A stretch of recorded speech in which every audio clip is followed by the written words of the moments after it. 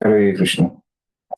तो अभी ये 57वें श्लोक तक हमने देखा है कल। अभी ये 58वां श्लोक को पढ़ लेते हैं। किसकी है पढ़ने की बारी? 50 तक हो गए शायद ना। 51 से 55 में कोई है? हरे कृष्णा प्रभु। हाँ, ठीक। हरे कृष्ण भगवान प्रभु जी। प्रभु जी, ऊपर वाला हाँ, श्लोक, ऊपर वाला पैराग्राफ हो गया, वो इसके ऊपर वाला नहीं हुआ ना? नहीं हुआ प्रभु जी कल। ठीक है, ठीक। वो वहां से वो बराबर है। वो मेरे हाथ से छूट गया। वहां से पढ़ लीजिए माता जी। हरे कृष्ण। भगवान के विभिन्न प्रकार के भक्तों में से जो भक्त कृष्ण के मूल रूप अर्थात वृंदावन विहारी के प्रति आकृष्ट होता है, वह अग्रणी अर्थात प्रथम श्रेणी का भक्त माना जाता है। ऐसा भक्त न तो वैकुंठ के ऐश्वर्य से, न ही कृष्ण की राजधानी द्वारका के ऐश्वर्य से आकृष्ट होता है। श्रील रूप गोस्वामी इस निष्कर्ष पर पहुँचते हैं कि गोकुल या वृंदावन में भगवान की लीलाओं द्वारा आकृष्ट होने वाले भक्तगण सर्वश्रेष्ठ है। धन्यवाद। तो देखिए 58वां श्लोक पे प्रभुपाद ने ये टीका लिखी है। तो मूल ये 58वां श्लोक क्या है? तो उसका अर्थ इस प्रकार से होता है कि जो भी इतने अभी हम योग्यताओं की चर्चा कर रहे हैं, तो अभी ये अगली योग्यता, छठी योग्यता है। तो जितने भी प्रकार के भक्त रहते हैं, जो भगवान की सेवा में लगे, भगवान की भक्ति में लगे, है ना।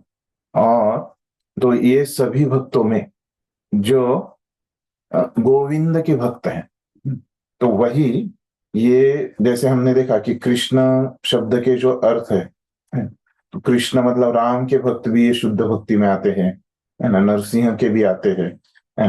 वामन वराह सभी ये जो विष्णु अवतारों के भक्त ये शुद्ध भक्ति में आते हैं।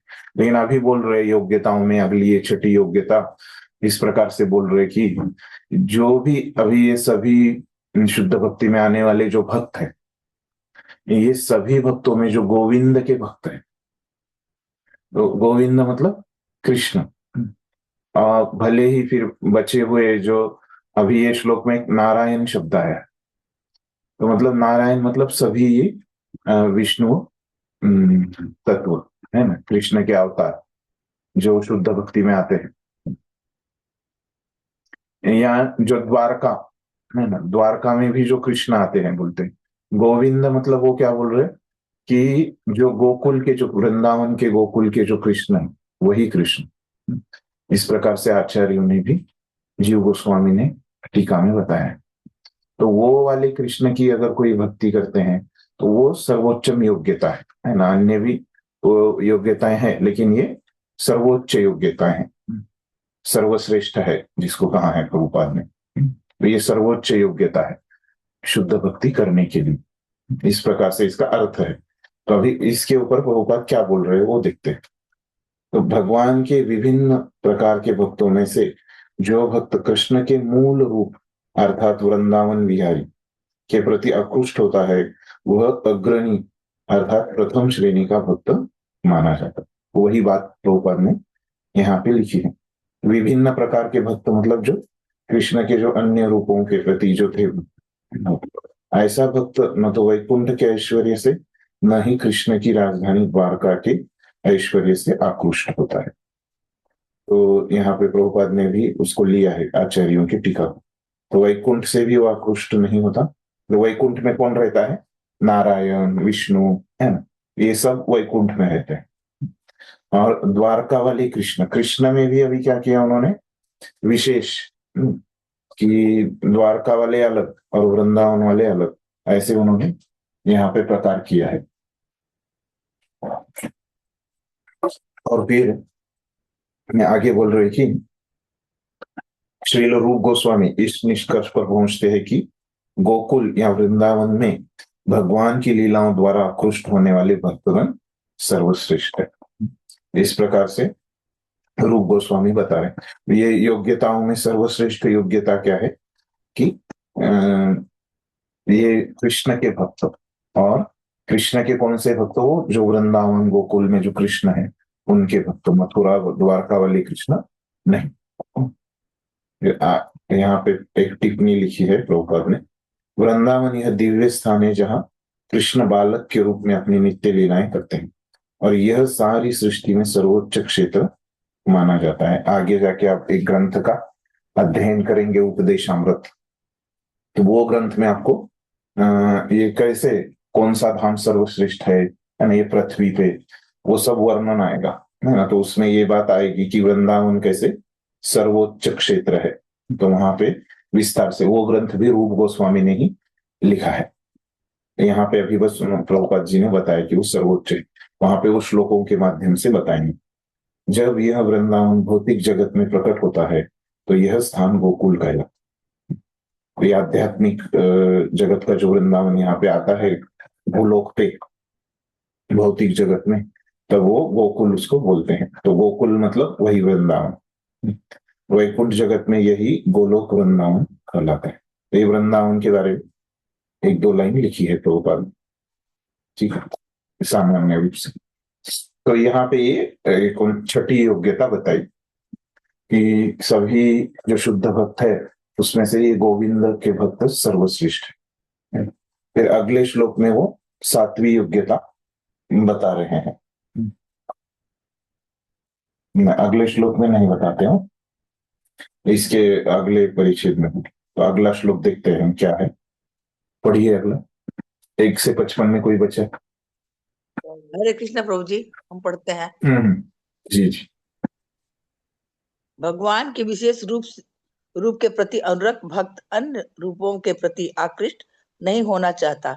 उदाहरणार्थ, भगवान रामचंद्र के भक्त हनुमान को ज्ञात था कि भगवान रामचंद्र तथा भगवान नारायण में कोई अंतर नहीं है, तो भी वे केवल भगवान रामचंद्र की सेवा में लगे रहना चाहते थे। ऐसा भक्त विशेष द्वार विशिष्ट आकर्षण के कारण भगवान के नाना रूप हैं, तो भी कृष्ण आदि रूप हैं। यद्यपि भगवान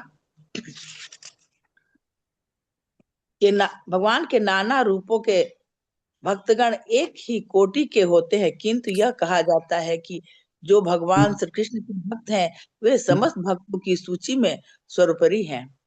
वृंदावन वह दिव्य स्थान है जहाँ कृष्ण बालक रूप में अपनी नित्य लीलाएं करते हैं, और यह सारी सृष्टि में सर्वोच्च क्षेत्र माना जाता है।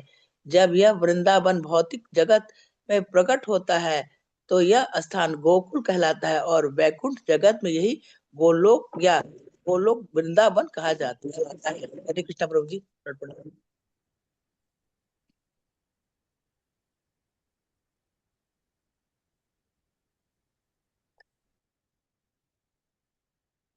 देखिए अभी ये जो श्लोक है, ये जो पहले उन्होंने योग्यता कही है ना, कि ऐसा भक्त जो गोविंद की भक्ति करता है ना, और वो कौन से गोविंद? जो वृंदावन वाले गोविंद, वो एक योग्यता उन्होंने बताई।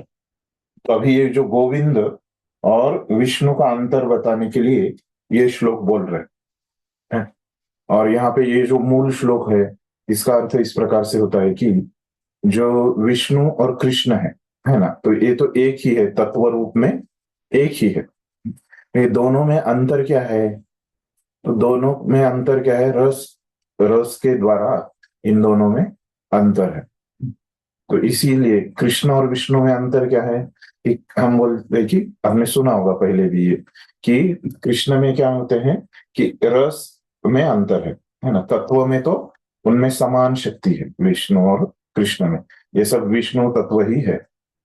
इन कृष्ण कैसे श्रेष्ठ है?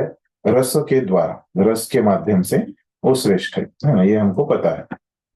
तो यही बात यहाँ पे श्लोक में बताई गई है, श्लोक के भाषांतर में। अभी उसके ऊपर प्रभुपाद क्या कह रहे हैं कि भगवान ने किसी विशेष रूप के प्रति अनुरक्त भक्त अन्य रूपों के प्रति आकृष्ट नहीं होना चाहता, वो समाधानी रहता है, क्योंकि उसका रस वही रहता है ना। तो हमने इस पे कल चर्चा की थी, किसी ने प्रश्न पूछा था, तो कभी कभी बदल भी जाता है, आकृष्ट होता भी है और कभी कभी नहीं होता, वो उस भक्त के ऊपर निर्भर करता है, वो भक्त का कैसे रस है, क्या स्वभाव, उसके ऊपर।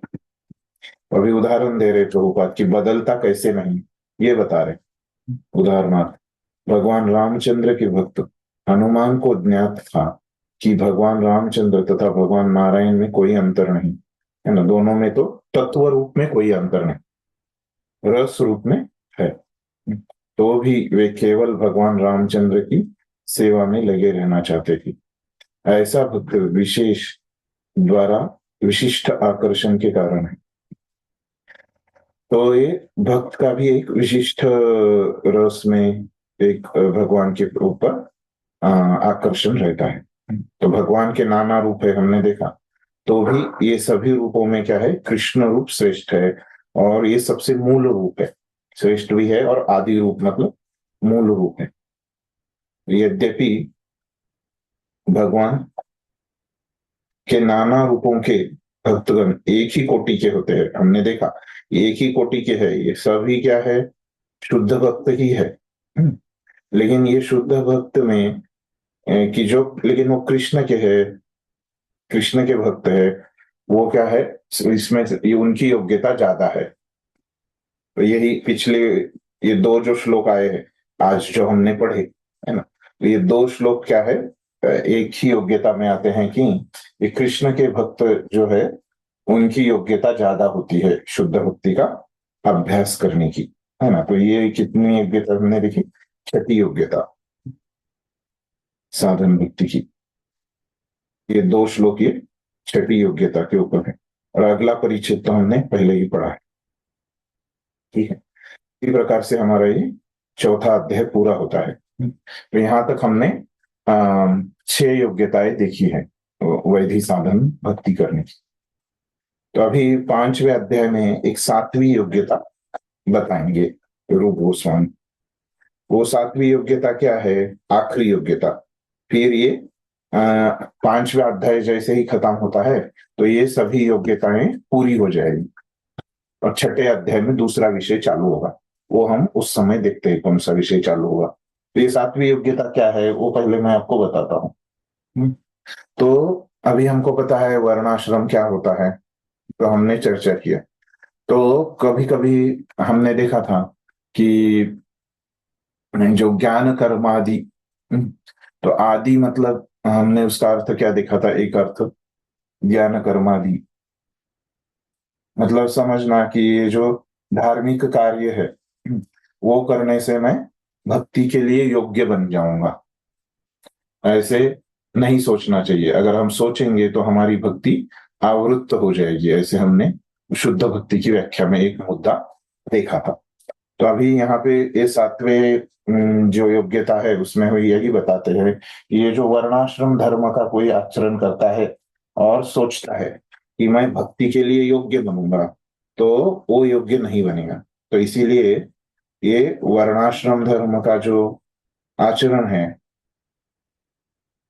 वर्णाश्रम, ये आपको इसका पालन करेंगे तो अच्छा है, आपका हृदय शुद्ध होगा। गीता में अब हमको कहा गया है वर्णाश्रम धर्म का अभ्यास करो, लेकिन ये सोचना वर्णाश्रम धर्म के पालन से मैं भक्ति का अधिकारी बन जाऊंगा, ये सोचना गलत है, इसको हमको छोड़ना पड़ेगा।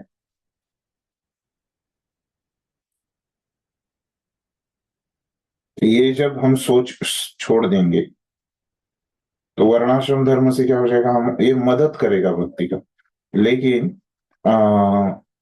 मैं शुद्ध भक्ति का अधिकारी नहीं बन, ये योग्यता नहीं आएगी शुद्ध भक्ति की।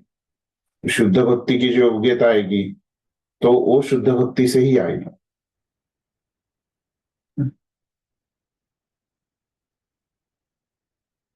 तो इसको छोड़ देना है, इसको रिजेक्ट करना है। ठीक है, तो अभी हम देखेंगे, इसमें बताएंगे वो विस्तार से। ठीक है, अध्याय का शीर्षक प्रभुपाद जी ने क्या है कि भक्ति शुद्ध है।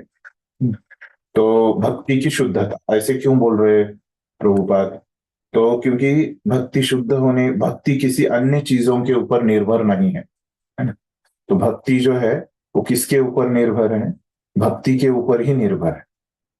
तो आप भक्ति करेंगे तो ही आपको भक्ति मिलेगी। अन्य कोई धर्म करेंगे, वर्णाश्रम धर्म इत्यादि, तो उससे आपका हृदय शुद्ध होगा।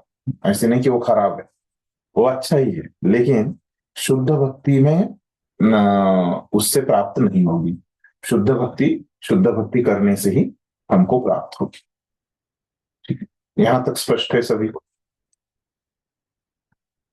ठीक है, और कोई बचा है क्या 1 से 55 में पढ़ने का? जी प्रभु जी, 54।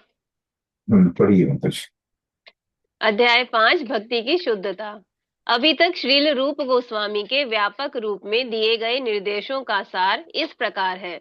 जब तक मनुष्य की प्रवृत्ति सांसारिकता की ओर रहती है अथवा वह आध्यात्मिक तेज से एकाकार होने का इच्छुक रहता है, तब तक वह शुद्ध भक्ति के प्रवेश नहीं कर सकता। इसके आगे रूप गोस्वामी का कथन है। धन्यवाद।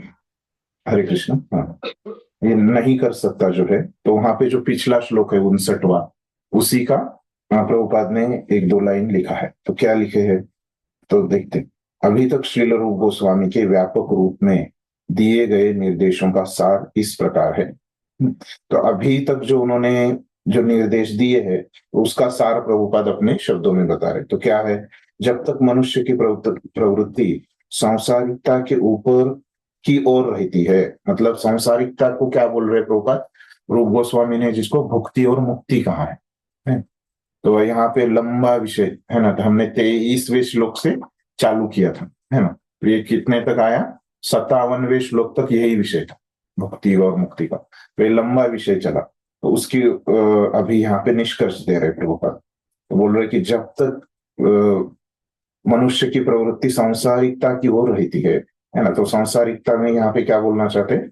भुक्ति और मुक्ति में रहती है, अथवा वह आध्यात्मिक तेज से एकाकार होने का इच्छुक रहता है ना। सांसारिकता मतलब भुक्ति है विशेष करके, और आध्यात्मिक तेज से एकाकार होना मतलब मुक्ति, है ना। तो दोनों को यहाँ पे अलग अलग लिखा है प्रभुपाद ने।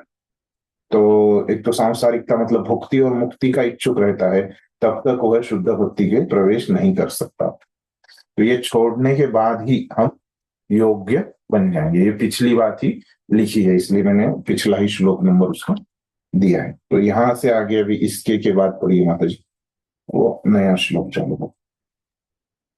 जी प्रभु जी, इसके आगे रूप गोस्वामी का कथन है कि भक्ति सारी भौतिक धारणाओं से ऊपर है और यह किसी देश, वर्ग, समाज या परिस्थिति विशेष तक सीमित नहीं है।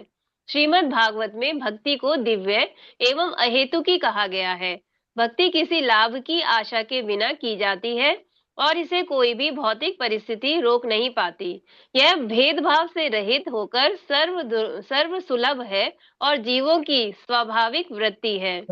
मध्य युग में चैतन्य महाप्रभु के महान पार्षद नित्यानंद प्रभु के तिरोधान के पश्चात पुरोहितों का एक वर्ग अपने को नित्यानंद के वंशज कहकर गोस्वामी कहलाने लगा। उन्होंने यह भी दावा किया कि भक्ति का अभ्यास तथा उसका प्रचार उनके विशिष्ट वर्ग तक ही सीमित है, जिसे नित्यानंद वंश कहा जाता था। इस तरह कुछ काल तक वे अपनी कृत्रिम शक्ति बनाए रहे।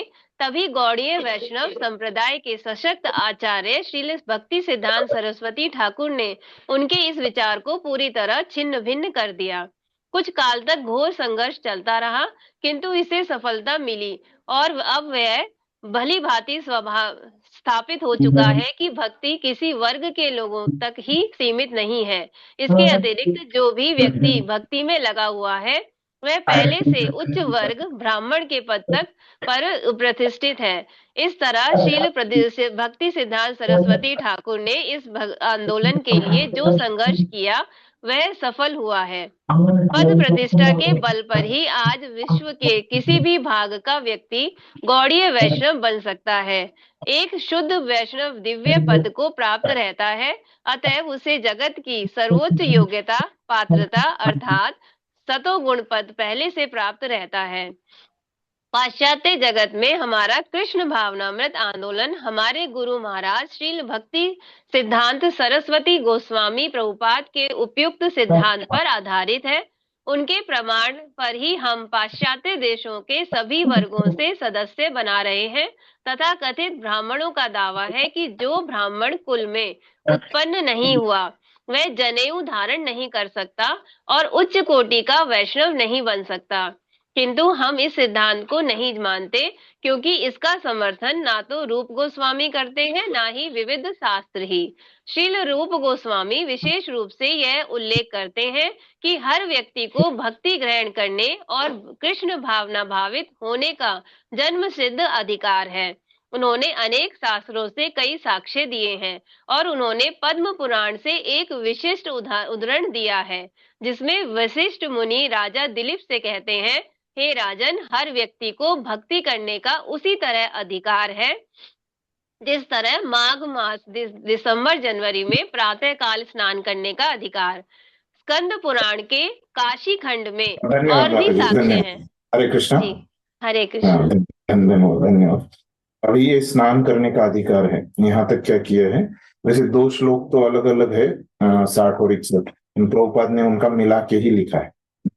तो हम देखते हैं कि ये 60वां श्लोक, अभी योग्यताओं पे जो चर्चा चल रही है, तो 60वें श्लोक का अर्थ क्या है कि शास्त्र बताते हैं कि सभी जो मनुष्य है, तो ये सभी मनुष्य भक्ति के लिए योग्य है ना, लेकिन उनमें अभी वो श्रद्धा नहीं है। तो इसीलिए हम क्या बोलते हैं, सभी मनुष्य भक्ति के लिए योग्य है। इसीलिए शास्त्रों में वचन आता है कि नित्य सिद्ध कृष्ण प्रेम साध्य कबू नए, श्रवणादि शुद्ध चित्त कर ये उदय। तो ये अभी आपको अर्थ समझा रहा हूं मैं, ये यहाँ पे नहीं कहा गया, लेकिन उसमें क्या है, नित्य सिद्ध कृष्ण प्रेम। हम में सबके हृदय में कृष्ण प्रेम है पहले से, लेकिन जब हम ये श्रवण वगैरह करेंगे तो उसका उदय हो जाएगा, वो दिखने लगेगा वो कृष्ण प्रेम, है ना। तो यहाँ पे जो 60वां श्लोक है उसके अर्थ में यही बताया गया है कि सभी जो मनुष्य है वो भक्ति के लिए योग्य है। कि कैसे, वो एक उपमा देके समझाते हैं कि कैसे माघ महीने में, तो ये जो कुंभ मेला वगैरह जो रहते हैं, है ना, तो माघ महीने में नहाना बहुत अच्छा रहता है, वो पवित्र माना जाता है। धार्मिक कार्य, नदियों में, तीर्थों में जाके, जो पवित्र नदियां हैं तीर्थों में जाके नहाना। तो ये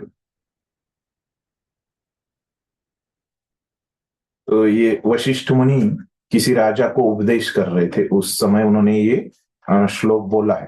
तो ये श्लोक में वो क्या बोल रहे हैं 60वें श्लोक में, कि जिस तरह से जो माघ महीने में कोई भी अगर तीर्थ में स्नान करता है तो उसको उतना पुण्य प्राप्त होता है ना। ऐसे नहीं है कि केवल ब्राह्मण लोग ही या भक्त लोग, है ना, जो जिसको भुक्ति और मुक्ति से जो मुक्त है ना, ऐसे लोग ही माघ महीने में स्नान करके करेंगे तो उनको पुण्य प्राप्त होगा। तो कोई भी व्यक्ति जिसको श्रद्धा है ना, तो ऐसा व्यक्ति अगर माघ महीने में कोई तीर्थ स्थान में स्नान करता है तो उसको ये कोई भी कर सकता है। तो उसी प्रकार से ये जो भक्ति है ना, जिसको श्रद्धा है शुद्ध भक्ति के ऊपर, है ना, ये जो हम पढ़ रहे हैं शुद्ध, तो वो व्यक्ति वो शुद्ध भक्ति कर सकता है, वो योग्यता वाला है। ऐसे 60वें श्लोक में बताता है। फिर 61वें श्लोक का अर्थ क्या है कि बस एक लाइन का वो श्लोक है 61वां, उसमें बोल रहे कि सभी मनुष्य शुद्ध भक्ति करने के लिए योग्य है। इस प्रकार से ये अर्थ हो गया।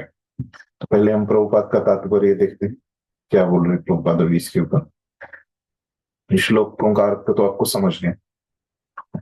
तो देखिए प्रभुपाद इसके ऊपर बोल रहे, इसके आगे रूप गोस्वामी का कथन है कि भक्ति सारी भौतिक धारणाओं से ऊपर है। तो ये पहले ही बताया उन्होंने, और हमको भी पता है कि भौतिक धारणा मतलब क्या होती है, 3 गुणों में रहती है ना, सत्व रज तमो।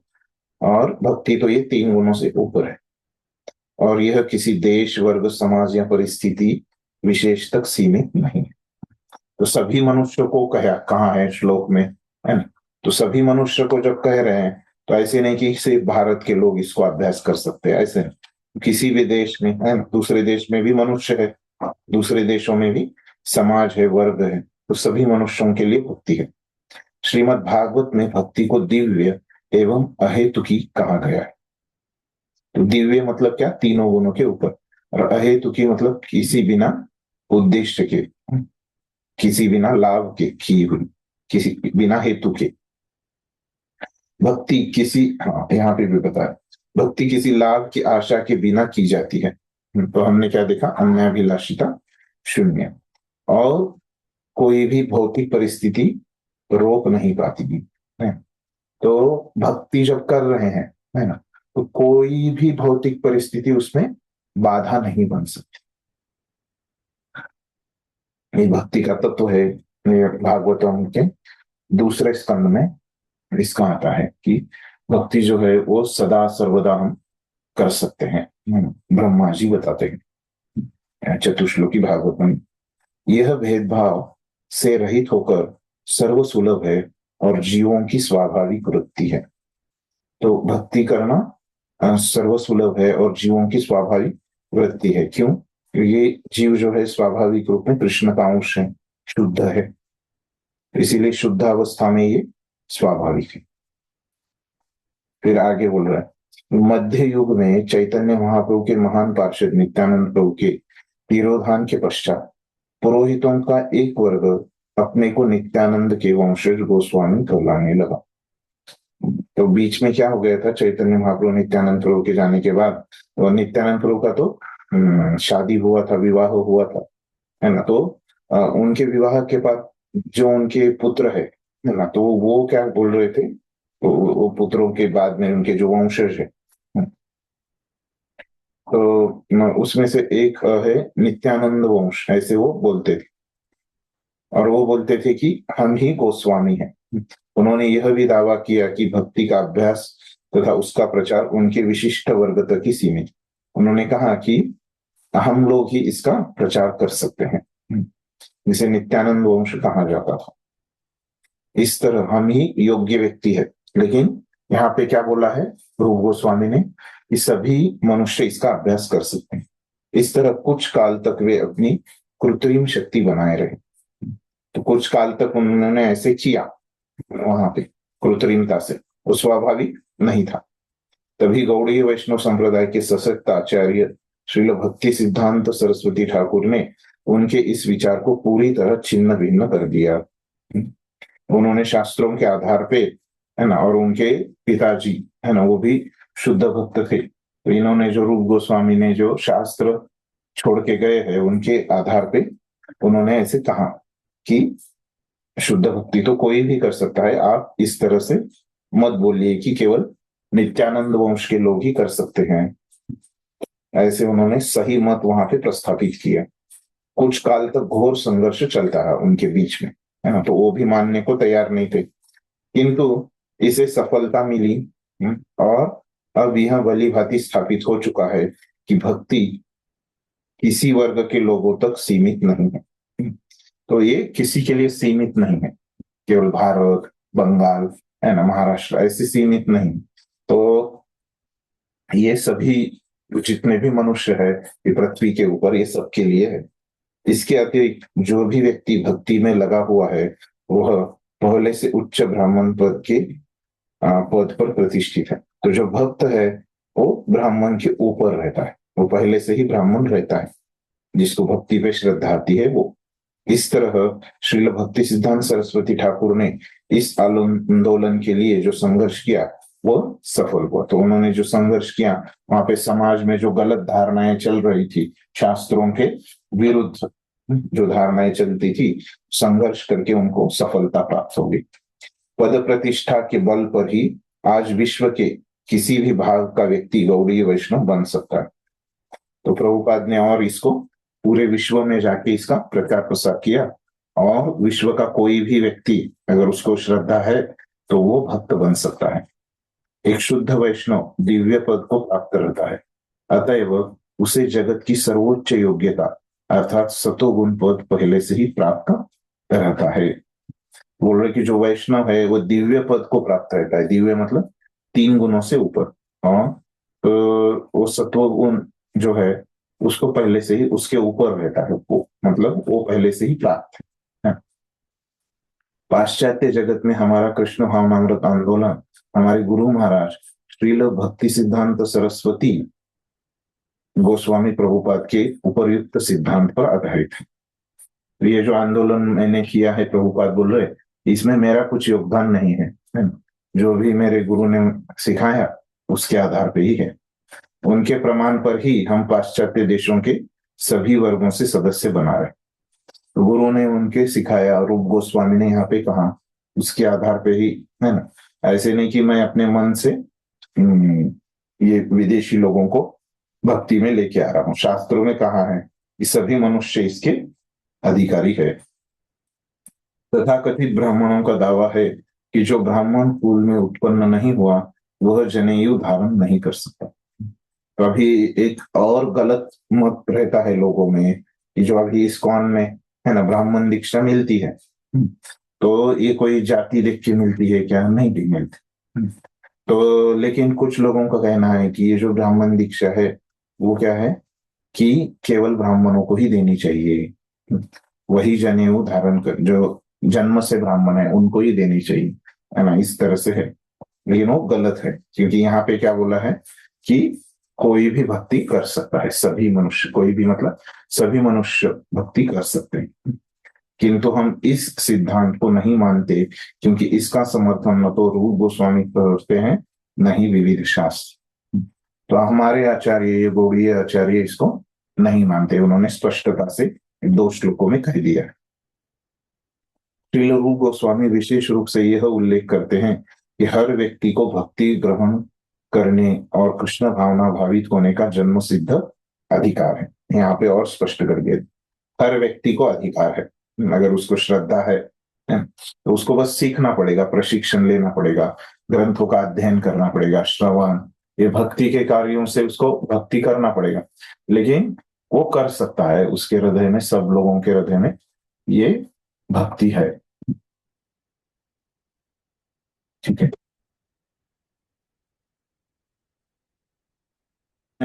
अनेक शास्त्रों से कई साक्ष्य दिए, उन्होंने तो अभी अपने शब्दों में बताया, लेकिन आगे वो शास्त्रों से भी श्लोक बताएंगे। तो यहाँ पे एक श्लोक बता रहे वो शास्त्र से, पद्म पुराण से एक श्लोक उन्होंने यहाँ पे संदर्भ लिया उसका, तो जिसमें वशिष्ठ मुनि एक राजा दिलीप को कह रहे हैं, क्या कह रहे हैं? हे राजन, हर व्यक्ति को भक्ति करने का उसी तरह अधिकार है जिस तरह माघ में प्रातः काल स्नान करने का। तो ये माघ महीने में अगर कोई स्नान करता है तीर्थों में वगैरह जाके, तो उसका विशेष महत्व है। ये कोई भी व्यक्ति कर सकता है, उसी प्रकार से भक्ति भी कोई भी व्यक्ति कर सकता है। तो हर मनुष्य योग्य है। अभी जो योग्यता, 7वीं योग्यता की चर्चा यहाँ पे हो रही है, तो उसमें शुरुआत में उन्होंने कहा कि सभी प्रकार के मनुष्य भक्ति करने के लिए योग्य है, इस प्रकार से उन्होंने कहा। तो अगले श्लोक में देखते हैं क्या कह रहे हैं। तो 1 से 55 में कोई बचा है?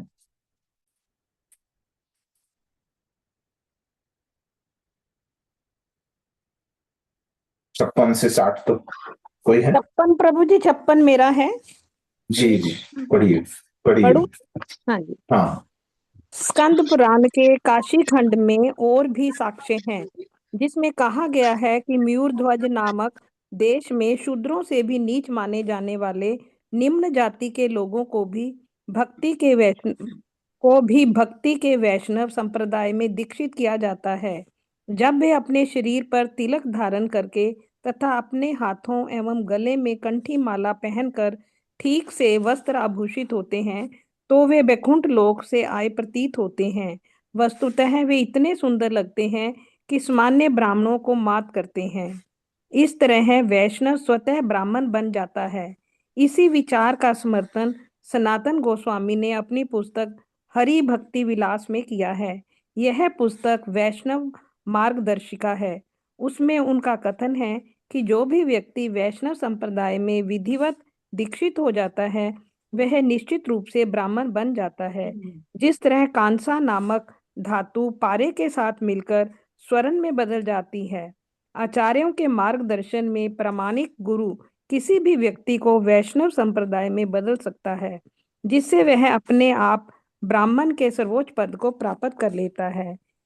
जी, धन्यवाद। तो अभी ये जो 62 रूप गोस्वामी, हरे कृष्णा, हरे आवाज आ रहा है? हाँ जी, हरे कृष्णा। हाँ, रुक जाइए। हाँ जी, हरे कृष्णा। हाँ, ठीक है, हरे धन्यवाद। कृष्ण, हरे कृष्ण। तो अभी, हाँ, हरे कृष्ण। तो अभी ये जो 62वां श्लोक है ना, तो ये काशी खंड नाम के शास्त्र से लिखा है। तो ये काशी खंड में क्या बता रहे हैं कि कुछ कुछ जो लोग हैं तो ऐसे कुछ क्या बोलते हैं, मयूर ध्वज, मतलब एक देश का नाम है ना, कि जहाँ के लोग बहुत पतित रहते हैं। तो ऐसे लोग भी क्या हो रहे हैं, दीक्षा प्राप्त कर रहे हैं। मतलब जहाँ पे ऐसे जो कम एक वैदिक स्तर से अगर हम देखें तो कम दर्जा के लोग जिस देश में रहते हैं, कि जैसे पाश्चात्य देश में कहते हैं ना कि वहां पे लोग कुछ भी खाते हैं, वहां पे कुछ संस्कृति नहीं है ना? तो वहां पे लोगों का जो दर्जा है वैदिक दृष्टिकोण से, है ना, भौतिक दृष्टिकोण से वो अच्छे होंगे, लेकिन अपने वैदिक दृष्टिकोण से जो संस्कृति है, वैदिक संस्कृति, उसका पालन वहां पे नहीं होता है। तो उसके ही दृष्टिकोण से वहां पे लोग क्या है, नीचे दर्जा वाले हैं, निम्नतम दर्जे वाले लोग वहां पे हैं। तो ऐसे लोग भी भक्त बन रहे हैं, ऐसे शास्त्रों में है, मतलब वो भी भक्त बन सकते हैं। तो स्कंद पुराण का जो काशी खंड है उसमें ऐसे श्लोक आता है। तो वो श्लोक बोल रहे कि मयूर ध्वज नाम का एक देश है, नहीं तो वहां पे शूद्र लोग ऐसे नीचे लोग है ना, निम्न लोग माने जाने वाले, निम्न जाति के लोग भी क्या बोल रहे, वैष्णव संप्रदाय में दीक्षित किया जाता है ना? ऐसे पद्म पुराण में उल्लेख है, देखिए 18 पुराणों में जो, सॉरी स्कंद पुराण, स्कंद पुराण के काशी खंड में, जब वे अपने शरीर पर तिलक धारण करके तथा अपने हाथों में एवं गले में कंठी माला पहनकर ठीक से वस्त्राभूषित होते हैं तो वे वैकुंठ लोक से आए प्रतीत होते हैं। वस्तुतः वो इतने सुंदर लगते हैं कि सामान्य ब्राह्मणों को मात करते हैं। तो ये अभी उनका जो वैष्णव परिवेश है उसका वर्णन किया है, और वो उसके कारण वो सुंदर लग रहे हैं। और ये क्या है, सामान्य ब्राह्मणों से ऊपर है ऐसे वैष्णव लोग।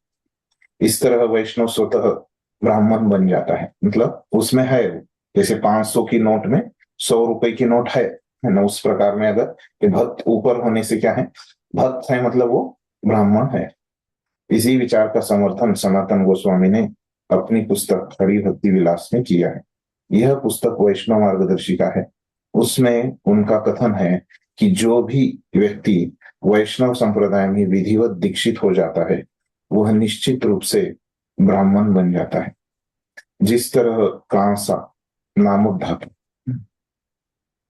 पारे के साथ मिलकर स्वर्ण में बदल जाती है, आचार्यों के मार्गदर्शन में प्रामाणिक गुरु किसी भी व्यक्ति को वैष्णव संप्रदाय में बदल सकता है, जिससे वह अपने आप ब्राह्मण के सर्वोच्च पद को प्राप्त कर लेता है। तो यहाँ पे ये पूरे परिच्छेद में क्या बता रहे, सार रूप में है। तो ये वैष्णव जो है वो ब्राह्मण पहले से ही रहता है। यही बात सनातन गोस्वामी ने, उनकी एक किताब है हरि भक्ति विलास, तो उस किताब में वो लिख रहे हैं, क्या लिख रहे हैं कि ये किताब में विषय क्या है, जैसे भक्ति रसामृत सिंधु ग्रंथ हम पढ़ रहे हैं, इसमें क्या विषय है, ये भक्ति के बारे में सब कुछ यहाँ पे शुद्ध भक्ति के बारे में बताया है, ये इसका विषय है, हमने देखा। तो वैसे ही वो जो हरि भक्ति विलास ये जो ग्रंथ है उसका विषय क्या है कि जो वैष्णव भक्तों ने किस प्रकार से रहना चाहिए, किस प्रकार से संस्कृति का पालन करना चाहिए, किस प्रकार से उन्होंने उपवास करना चाहिए, है ना, क्या क्या उन्होंने करना चाहिए, ये सब ये किताब का विषय है। कौन सी किताब, हरि भक्ति विलास, है ना। तो ये वैष्णव लोगों को एक मार्गदर्शन करती है अनेक अनेक प्रकार से। उसमें उनका कथन है कि जो भी व्यक्ति वैष्णव संप्रदाय में विधिवत दीक्षित होता है, उसमें उन्होंने एक श्लोक लिखा है, तो बोल रहे कि अगर किसी की वैष्णव दीक्षा हो जाती है तो वह निश्चित रूप से ब्राह्मण बन जाता है। तो यही बात उन्होंने वहां पे भी लिखी है, ऐसे बोल रहे तो ऊपर। जिस तरह कांसा नामक, तो अभी उदाहरण उपमा दे रहे, उदाहरण नहीं उपमा दे रहे, तो वो क्या बोल रहे उपमा में, तो कांसा नामक एक धातु रहता है, कांस्य धातु, तो वो क्या करता है, पारे को सोने में बदल देता है। पारा भी एक धातु है जिसको जो तापमान गिनते हैं उसमें इस्तेमाल करते हैं। अभी तो इलेक्ट्रॉनिक आया है तापमान का, लेकिन पहले वाले जो पुराने वाले जो कांच के रहते थे उसमें वो रहता था पारा, मिलकर स्वर्ण में बदल जाती है। आचार्यों के मार्गदर्शन में प्रामाणिक गुरु किसी भी व्यक्ति को वैष्णव संप्रदाय में बदल सकता है। तो ऐसे अगर गुरु के निर्देशन में कोई भी व्यक्ति आएगा और उसकी इच्छा है भक्ति करने की, भक्ति के ऊपर श्रद्धा है, गुरु ने जो कहा है वो अभ्यास करने की जिसकी भी इच्छा है, वो व्यक्ति क्या कर सकता है, वो भक्त बन सकता है, ऐसे बोल रहे ये योग्यता।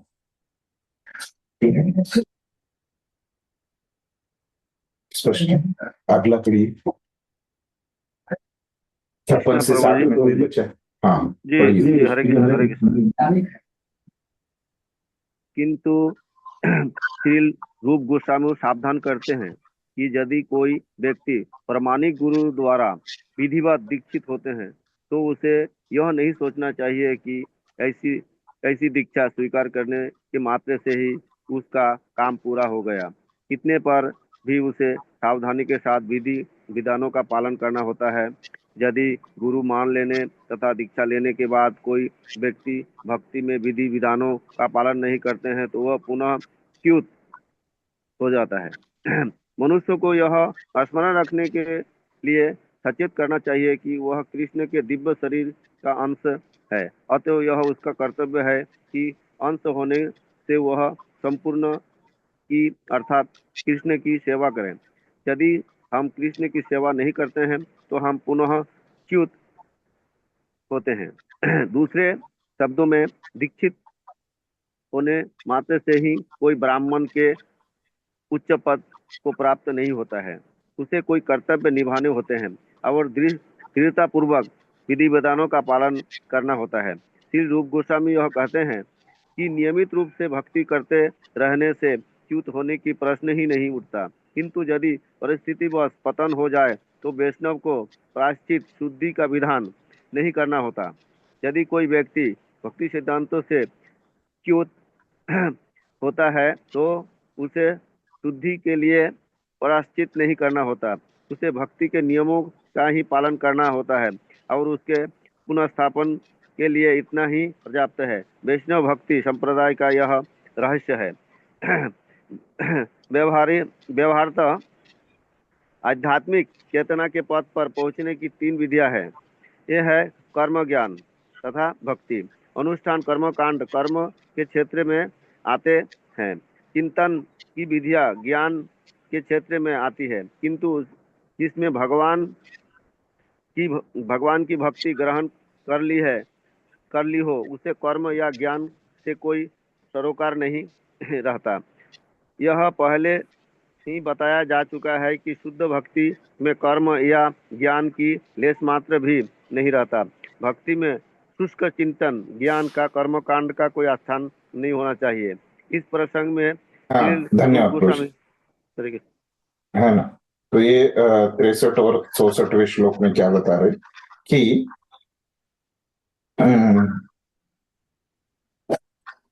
अगर कोई एक व्यक्ति है ना, तो अभी तो बताया कि सभी मनुष्य शुद्ध भक्ति करने के लिए योग्य है। तो म्यूट में रखिए अपने आप को। तो सभी व्यक्ति शुद्ध भक्ति के लिए योग्य है ऐसे बताया है ना। लेकिन अगर ऐसे जो योग्य व्यक्ति है वो भक्ति का उनका दीक्षा भी हो गया है ना, और वो भक्ति कर रहे, लेकिन वो भक्ति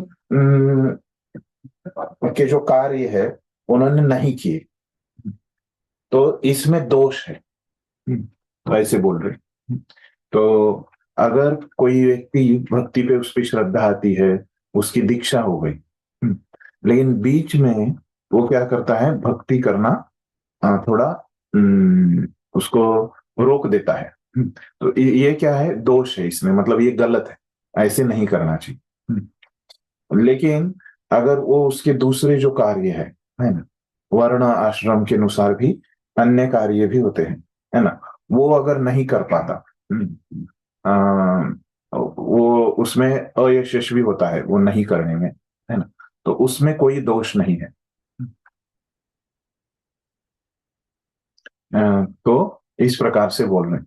मतलब यहाँ पे क्या अप्रत्यक्ष रूप से क्या बताया, ये जो निम्न धर्म है, जैसे कृष्णा ने भी गीता में, वो श्लोक भी आएगा आगे, कि क्या कहा, सर्वधर्मान परित्यज्य, है। तो ये जो अन्य धर्म है, वर्णाश्रम धर्म इत्यादि जो धर्म है, वो अगर भक्त है ना, तो वो अगर भक्त नहीं है तो उसको तो करना ही चाहिए कम से कम। वो भक्ति नहीं कर रहा है तो कम से कम वर्णाश्रम धर्म का तो अभ्यास करना ही चाहिए, नहीं तो उसको पापमय जीवन जिएगा वो, है ना। लेकिन भक्त के लिए क्या बोल रहे हैं कि वो भक्त है, उसकी भक्ति के ऊपर श्रद्धा है, उसने दीक्षा भी ली है, और वो भक्ति के कार्य करता है, तो उसको वर्णाश्रम धर्म करने की जरूरत नहीं है, ऐसे बोल। ऐसे नहीं है कि वर्णाश्रम धर्म गलत है या वो खराब है, ऐसे नहीं। इन भक्त के दृष्टिकोण से अगर वो भक्ति नहीं करता तो ये गलत है, लेकिन भक्त जो है वर्णाश्रम धर्म का अभ्यास नहीं करता तो इसमें कुछ गलती नहीं है। इस प्रकार से ये श्लोक का भाषांतर है, समझ में। अभी प्रभुपाद जी इसके ऊपर क्या बोल रहे हैं, देखते हैं।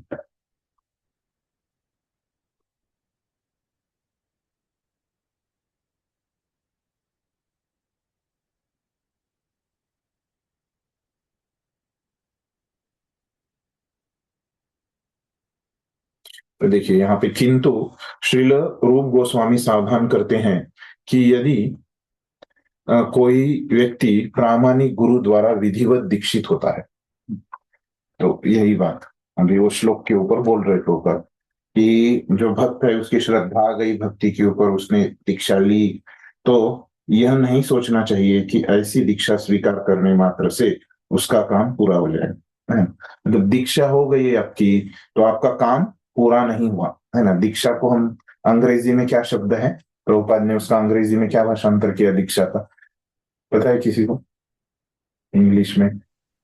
डिसाइपल बोलते हैं।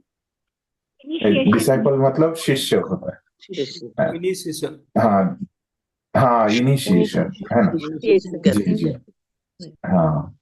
तो इनिशिएशन का ये अगर आप डिक्शनरी में देखेंगे तो शुरुआत है इसका अर्थ, है ना। तो यही बात यहाँ पे बता रहे, आपकी दीक्षा हो गई मतलब क्या हो गया, आपकी भक्ति की शुरुआत हो गई, है ना। तो दीक्षा हो गया मतलब ऐसे नहीं कि आपको उसके बाद भक्ति नहीं करनी है ना। दीक्षा मिलने तक ही आपको भक्ति करनी है, ऐसे नहीं है।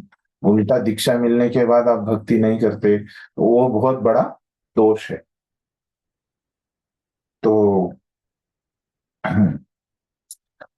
जो काम पूरा नहीं हो जाता दीक्षा में, है ना, तो यहाँ दीक्षा के समय से काम चालू होता है, इतने पर भी उसे सावधानी के साथ विधि विधानों का पालन करना होता है। तो इसके बाद भी आपको नियमों का पालन करना है, 4 नियमों का पालन करना है, भक्ति करते रहना है ना। ऐसे नहीं कि दीक्षा हो गई तो आपके लिए नियम नहीं है, ऐसे नहीं। यदि गुरु मान लेने तथा दीक्षा लेने के बाद कोई व्यक्ति भक्ति के विधि विधानों का पालन नहीं करता तो वह पुनः चूकता है। तो अगर ऐसा व्यक्ति है ना, तो दीक्षा लेने के बाद अगर भक्ति का अभ्यास नहीं कर रहा है, भक्ति के नियमों का पालन नहीं कर रहा है, और ये जो भक्ति नहीं कर रहा है, 4 नियमों का पालन नहीं कर रहा है, भक्ति नहीं कर रहा है, अपने 16 माला नहीं कर रहा है, तो क्या है, वो पतित है। च्युत मतलब पतित है, फिर से वो अभक्ति के इसमें गिर जाएगा। मनुष्य को यह स्मरण रखने के लिए सचेत रहना चाहिए कि वह कृष्ण के दिव्य शरीर का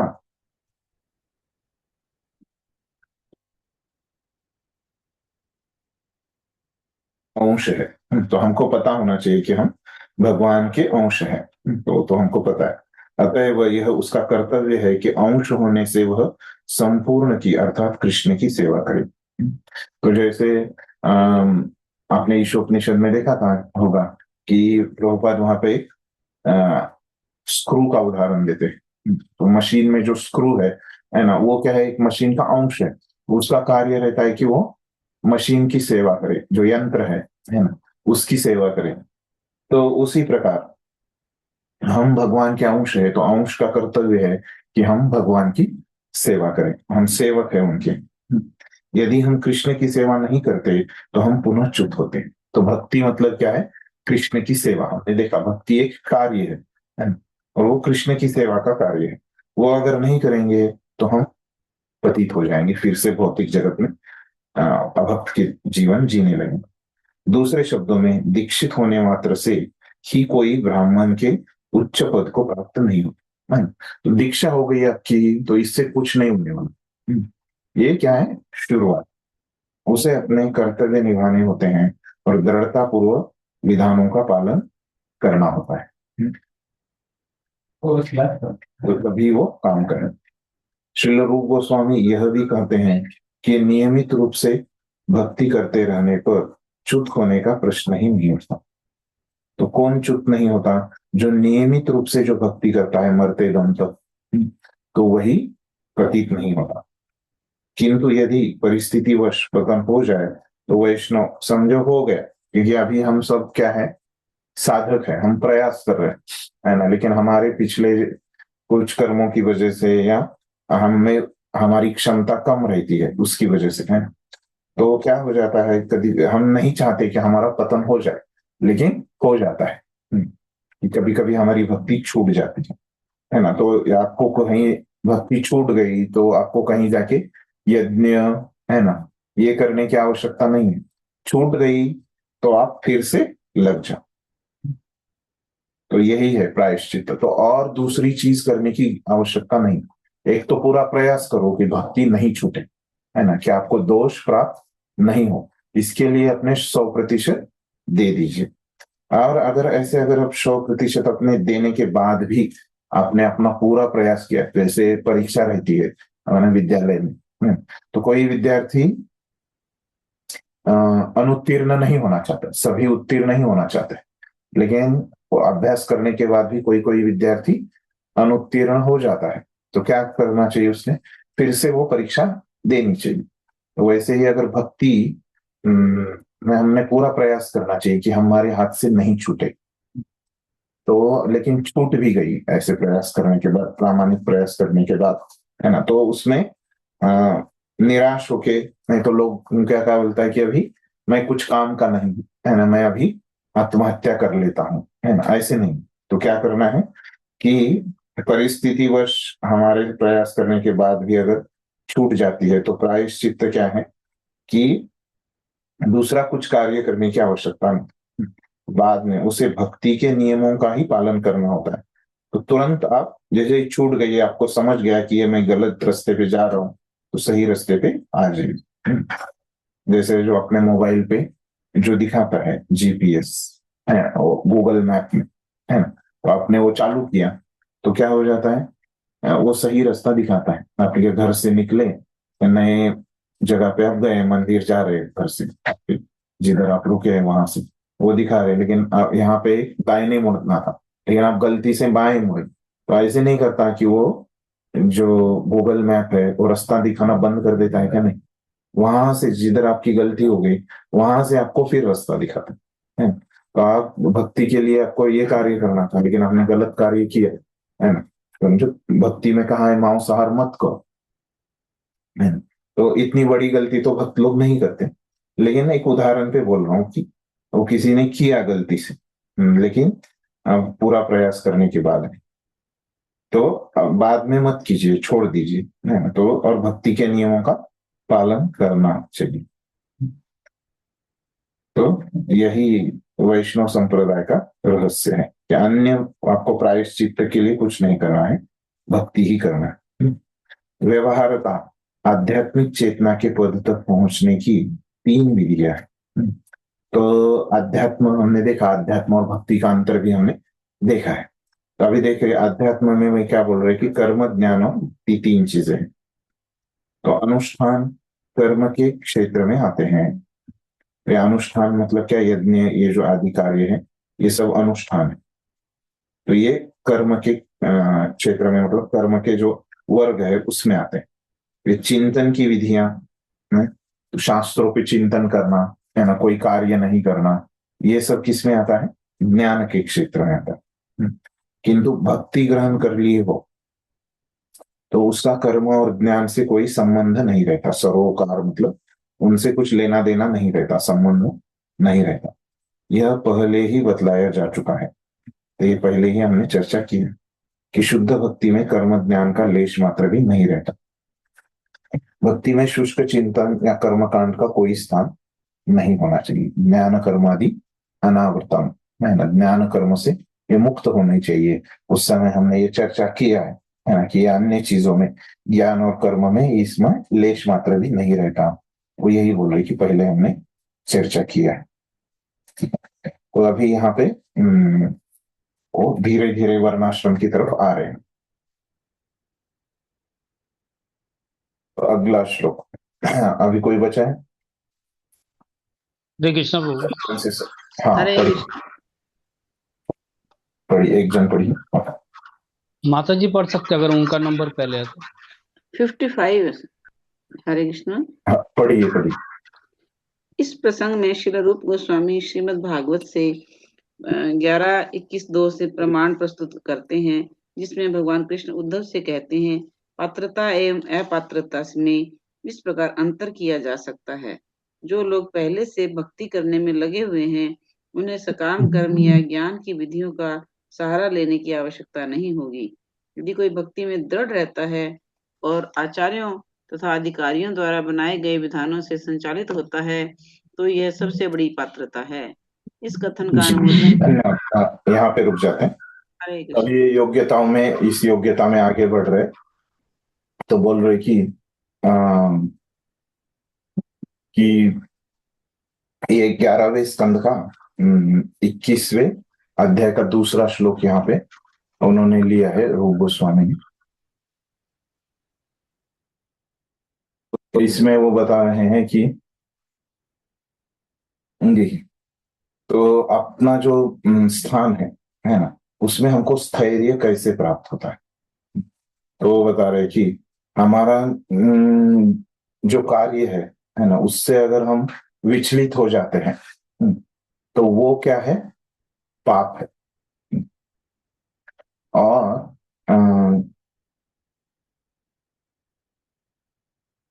तो हमारा जो स्वभाव है उसमें हमको स्थित हो गए तो वही पुण्य है या वही पात्रता है। इस प्रकार से वो बोल रहे मूल श्लोक में। अभी हम समझ लेते हैं उसको, प्रभुपाद से पहले समझ लेते हैं क्या है वो श्लोक। तो प्रमाण मात्र प्रस्तुत करते हैं जिसमें भगवान कृष्ण उद्धव को कह रहे हैं कि पात्रता एवं अपात्रता में इस अंतर किया जा सकता है। मतलब योग्यता की जो चर्चा चल रही, योग्य और अयोग्य, पात्रता और पात्र। जो लोग पहले से भक्ति करने में लगे हुए हैं, उन्हें सकाम कर्म या ज्ञान की विधियों का सहारा लेने की आवश्यकता नहीं होगी। तो जो भक्त है, पहले से ही भक्ति कर रहा है, भक्ति के नियमों का पालन कर रहा है, तो उसको ये ज्ञान कर्म वर्णाश्रम ये चीजें करने की जरूरत नहीं। यदि कोई भक्ति में दृढ़ रहता है और आचार्यों तथा अधिकारियों द्वारा बनाए गए विधानों से संचलित होता है, तो यही सबसे बड़ी पात्रता है। भक्ति करने की योग्यता यहाँ पे क्या है कि गुरु के मार्गदर्शन में, आचार्यों के मार्गदर्शन में रह के भक्ति करना, ये नियमों से वो बंधा रहता है। तो ऐसे अगर है तो वो भक्ति में स्थित है। ठीक, तो इस प्रकार से वो बता रहे हैं। तो मतलब अन्य चीजें जो है करने की उतनी आवश्यकता नहीं है, ये हमको समझ में आए अगर हम भक्ति कर रहे हैं तो। ठीक, अगला पढ़िए।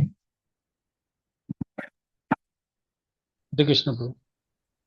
इस कथन का अनुमोदन श्रीमद् भागवत में 1.5.17 श्री व्यासदेव को श्री नारद मुनि द्वारा दिए गए उपदेश से हो जाता है।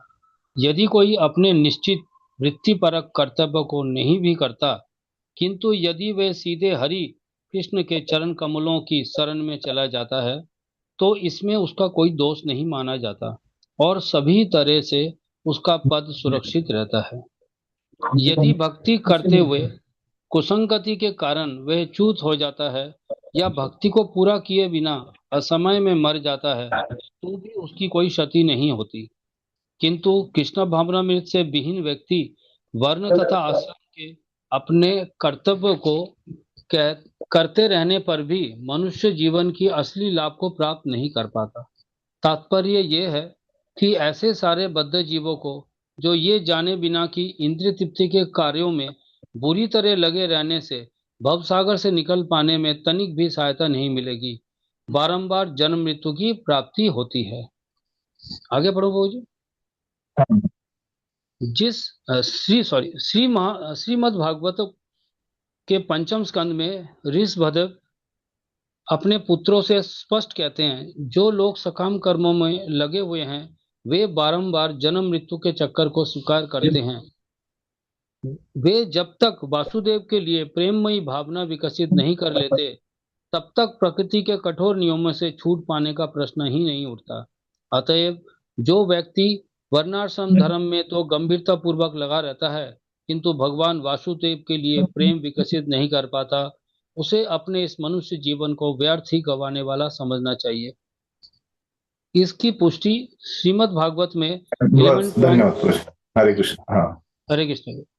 तो यहाँ पे 63वां जो श्लोक है उसका अर्थ क्या है कि ये भागवतम के पहले स्कंद 5वें अध्याय का 17वां श्लोक है। तो क्या बोल रहे, इसमें अगर कोई धर्म के कार्य नहीं करता और धर्म के कार्य को छोड़ देता है और भक्ति के कार्यों को करने लगता है, तो भौतिक दृष्टिकोण से तो क्या हो गया उसका, एक तरह से वो अयशस्वी हो गया। लेकिन बोल रहे हैं कि इसमें कोई हानि नहीं है ऐसे अयशस्वी बनने में। लेकिन अगर कोई भक्ति को छोड़ देता है और ये भौतिक धर्मों में ही लगा रहता है तो इसमें बहुत हानि है। इस प्रकार से ही मूल श्लोक का अर्थ है। तो अभी उसके ऊपर प्रभुपाद हमको बता रहे हैं कि इस कथन का अनुमोदन श्रीमद् भागवतम में हुआ है। श्रील व्यासदेव को श्री नारद मुनि द्वारा दिए गए उपदेश से कहा जाता है कि यदि कोई अपने निश्चित वृत्ति पर कर्तव्यों को नहीं कर पाता, मतलब जो भौतिक कर्तव्य है उसमें तो हमको प्रयास करना चाहिए कि वो हम करें, लेकिन अगर वो नहीं कोई कर पाता लेकिन तो उसमें, किंतु यदि वह सीधे ये छोड़ के भक्ति में लग जाता है तो इसमें कोई दोष नहीं माना जाता, तो ये कुछ गलत नहीं है और फिर सभी तरह से उसका पद सुरक्षित रहता है। तो फिर भी एक व्यक्ति सुरक्षित है। लेकिन अगर उल्टा होता है, भक्ति करते हुए कुसंगति के कारण वह च्युत होता है, भक्ति कर रहा था उसको छोड़ देता है, भक्ति को पूरा किए बिना असमय में मर जाता है तो भी उसकी कोई क्षति नहीं होती। किंतु कृष्ण भावनामृत से विहीन व्यक्ति वर्ण तथा आश्रम के अपने कर्तव्यों को करते रहने पर भी मनुष्य के असली लाभ को प्राप्त नहीं कर पाता। तो भक्ति नहीं कर रहा, इन दूसरे धर्म कर रहा है तो ये गलत है। तात्पर्य यह है कि ऐसे सारे बद्ध जीवों को जो यह जाने बिना कि इंद्रिय तृप्ति के कार्यों में बुरी तरह लगे रहने से भवसागर से निकल पाने में तनिक भी सहायता नहीं मिलेगी। इसमें से हम क्या सीखना है कि हम जो सारे बद्ध जीव है तो ये हमको जानना है कि बिना कि इंद्रिय तृप्ति, मतलब ये हमको जानना चाहिए कि इंद्रिय तृप्ति के जो कार्य है तो इसमें अगर हम लगे हैं तो बहुत बार बताया कि इंद्रिय तृप्ति का कार्य मतलब क्या है, भुक्ति का कार्य। इसमें अगर हम लगे हैं तो ये भौतिक जगत से हम नहीं निकल पाएंगे और ये जन्म मृत्यु के ही चक्कर में रहेंगे। तो और एक श्लोक प्रभुपाद जी अपने खुद से बता रहे है ना, ये रूप गोस्वामी ने नहीं बताया। तो वो श्लोक प्रभुपाद ने कहा लिया है 5वें स्कंद से लिया है। उसमें वो बोल रहे ऋषभदेव बता रहे अपने पुत्रों को, जो उनके 100 पुत्र थे उनको बता रहे, जो लोग सकाम कर्मों में लगे हुए हैं वे बारंबार जन्म मृत्यु के चक्कर को स्वीकार करते हैं। अगर सकाम कर्मी जो है तो उसको जन्म मृत्यु लेना ही पड़ेगा, भक्त के लिए ही वो ये चक्कर से बाहर जाएगा जन्म मृत्यु के। वे जब तक वासुदेव के, हाँ तो यही बता रहे कि वासुदेव की मतलब कृष्ण की लिए प्रेम में भावना विकसित नहीं कर लेते तब तक प्रकृति के कठोर नियमों से छूट जाने का प्रश्न नहीं। तो तब तक ये जो प्रकृति के नियम है, जन्म मृत्यु का जो चक्र है, उससे वो नहीं छूट पाए। अतएव जो व्यक्ति वर्णाश्रम धर्म में तो गंभीरता पूर्वक लगा रहता है किंतु भगवान वासुदेव के लिए प्रेम विकसित नहीं कर पाता, उसे अपने इस मनुष्य जीवन को व्यर्थ ही गंवाने वाला समझना। तो वो वर्णाश्रम धर्म इतने भौतिक सभी धर्म कर्तव्यों को कर रहा है, लेकिन भक्ति नहीं कर रहा है, तो वो एक व्यर्थ ही है। तो ये योग्यता उसमें आनी चाहिए भक्ति करने के लिए। ठीक है, तो अगला अभी 61 से 65, 1 से 60 के हो गए के सब, 61 के 65 में से कोई पढ़िए। हरे कृष्ण। नहीं है उसमें, हरे हाँ कृष्ण। पढ़िए। इसको पुष्टि श्रीमद् भागवत में 11:11-32 पे भी हुई है, जहाँ भगवान कृष्ण उद्धव से कहते हैं, हे उद्धव, जो व्यक्ति अपने संपूर्ण वृत्तिपर कार्यों को त्याग कर पूर्ण रूप में मेरी शरण में आ जाता है और मेरे आदेशों का पालन करता है, उसे उत्तम कोटि का व्यक्ति माना जाना चाहिए। भगवान के इसी कथन से यह समझ जाता है कि जो लोग परोपकारी, नैतिक, चारित्रिक, परमार्थिक, राजनीतिक तथा सामाजिक कल्याण कार्यों के प्रति सामान्यतः आकृष्ट रहते हैं, वे केवल संसारी दृष्टिकोण से उत्तम व्यक्ति माने जा सकते हैं। हम श्रीमद् भागवत तथा अन्य प्रामाणिक वैदिक शास्त्रों से यह भी जानते हैं कि यदि कोई व्यक्ति कृष्ण भावनान्वित होता है तथा भक्ति करता है, वो परोपकारी, नैतिक, चारित्रिक, परमार्थिक, सामाजिक कल्याण कार्यों में लगे पुरुषों की अपेक्षा बहुत ही अच्छे पद पर स्थित माना जाता है। ये 67वां श्लोक है। ये 11वें स्कंद का 11वें अध्याय के 32वां श्लोक है ना। तो उसका अर्थ यहाँ पे प्रभुपाद जी ने दिया है। क्या है? भगवान बोल रहे, हे उद्धव, जो व्यक्ति अपने संपूर्ण वृत्ति पर कार्यों का त्याग कर, है संपूर्ण वृत्ति पर कार्य मतलब क्या? जो अन्य धर्म जो अपने स्वभाव से है। वर्णाश्रम में क्या है कि व्यक्ति अपने स्वभाव से वो कार्य करता है, अपने जो कृष्णा ने बताया कि हमारे गुण और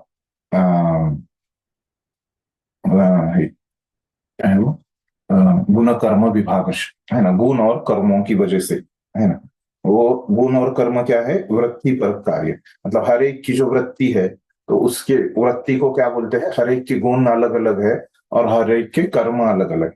तो ये गुण और कर्म तो वृत्ति के अंदर आते हैं। तो संपूर्ण वृत्ति पर कार्यों को त्याग कर पूर्ण रूपे में, तो ये सब उसके वर्णाश्रम धर्म के कार्य छोड़कर उसने क्या किया है? पूर्ण रूपे में वो भगवान कृष्ण की शरण में अगर कोई गया है और मेरे आदेशों का पालन करता है, तो शरण में जाना मतलब क्या है? कि भगवान के जो वचन है उसको पालन करना।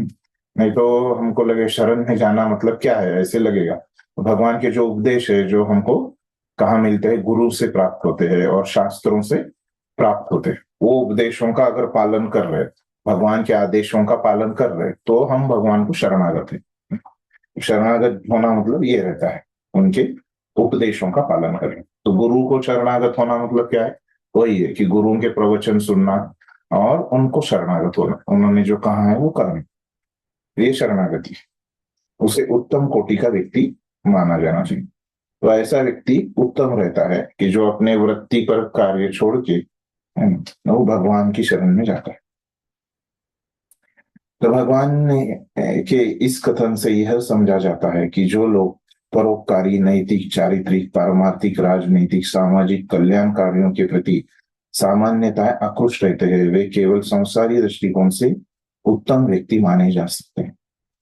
देखिए, किसी ने इसके ऊपर प्रश्न भी पूछा था, अभी यहाँ पे इसका उत्तर मिल रहा है कि ये परोपकारी कार्य अच्छे है, नैतिक कार्य अच्छे है, चारित्रिक कार्य अच्छे है ना, दूसरों के लिए अच्छा करना, राजनीति करना अच्छा है, समाज के लिए समाज कल्याण करना अच्छा है। लेकिन क्या है? ये भौतिक दृष्टिकोण से अच्छा है, लेकिन इससे अच्छा क्या है कि भक्ति करना। हम श्रीमद् भागवत तथा अन्य प्रामाणिक वैदिक शास्त्रों में से यह भी जानते हैं कि यदि कोई व्यक्ति कृष्ण भावना भावित होता है तथा भक्ति करता है, वह परोपकारी, नैतिक, ये सब जो कार्य है लगे पुरुषों की अपेक्षा बहुत अच्छे पद पर स्थित होता है। तो वही बता रहे कि भक्त जो है ये बाकी के ऐसे जो कार्य करते हैं जो भौतिक स्तर पे है, उनसे बहुत अच्छा रहता है।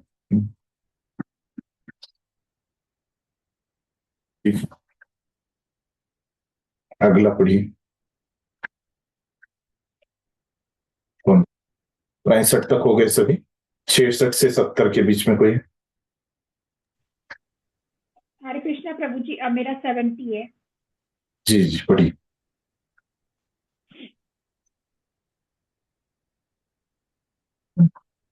इसकी बात को और भी बल देकर श्रीमद् भागवत में 11.5.41 कहा गया है, जहाँ कर भाजन मुनि महाराज निमि को इस प्रकार संबोधित करते हैं, हे राजन, यदि कोई व्यक्ति वर्णाश्रम धर्म के अंतर्गत निहित अपने वृत्तिपरक कार्यों को त्याग देता है, किंतु भगवान के चरण कमलों में पूर्णतः शरणागत हो जाता है, तो वह न तो ऋणी रहता है, न ही उसे वे विभिन्न कार्य करने पड़ते हैं जिसमें हम पूर्वजों वो परिजनों तथा समाज के सदस्यों के लिए करते हैं, न ही उसे पापों कलमशों से मुक्त होने के लिए 5 प्रकार के यज्ञ करने की आवश्यकता होती है। वह मात्र भक्ति करके दायित्व से मुक्त हो जाता है। तात्पर्य यह है कि मनुष्य जल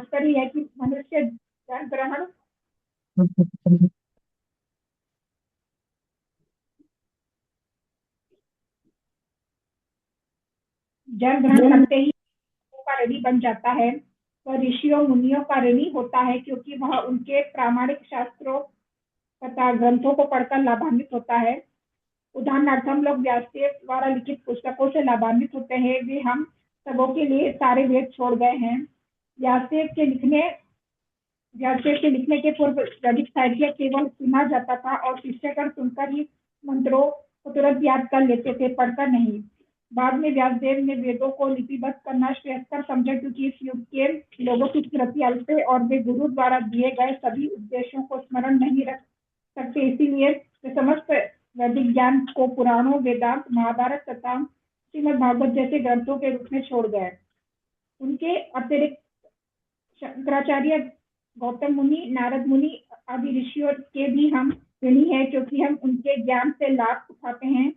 इसी प्रकार हम अपने पूर्वजों के ऋणी हैं, क्योंकि हम किसी एक कुल में जन्म लेकर सारे लाभ उठाते हैं और संपत्ति के अधिकारी बन जाते हैं। इसलिए हम अपने पूर्वजों के ऋणी हैं और उनकी मृत्यु के बाद हमें उन्हें पिंड प्रसाद दान करने होते हैं। इसी प्रकार हम सामान्य जनों, अपने परिजनों, मित्रों तथा गाय, कुत्ते जैसे पशुओं तक के ऋणी हैं, क्योंकि वे हमारी इतनी सेवा करते हैं। इस तरह हम देवताओं, पितरों, मुनियों, पशुओं तथा समाज के प्रति ऋणी रहते हैं। हमारा कर्तव्य है कि हम समुचित सेवा द्वारा उनको प्रतिदान दें। किंतु यदि कोई सारे कृत कार्यों को त्याग कर एकमात्र भगवान की शरण में जाता है, तो भक्ति के एक ही प्रहार से वह न तो ऋणी रहता है, न ही किसी अन्य लाभ के स्रोत का कृतज्ञ रहता है। अभी 68वां श्लोक जो है उसका अर्थ इस प्रकार से है कि वो भी 11वें स्कंद के 5वें अध्याय का 41वां श्लोक है।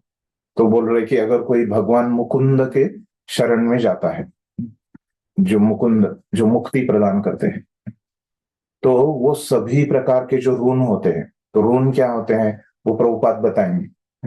जो हम ऋणी हो जाते हैं, जन्म लेने से ही ऋणी हो जाते हैं। ये सब जो ऋण रहते हैं अलग अलग प्रकार के, ये सभी ऋणों से वो व्यक्ति मुक्त हो जाता है भगवान की शरण में है, तो मुकुंद की शरण में है। तो जो भी देवताओं के ऋण है, अभी उदाहरण दे रहे वो ऋण के बारे में है।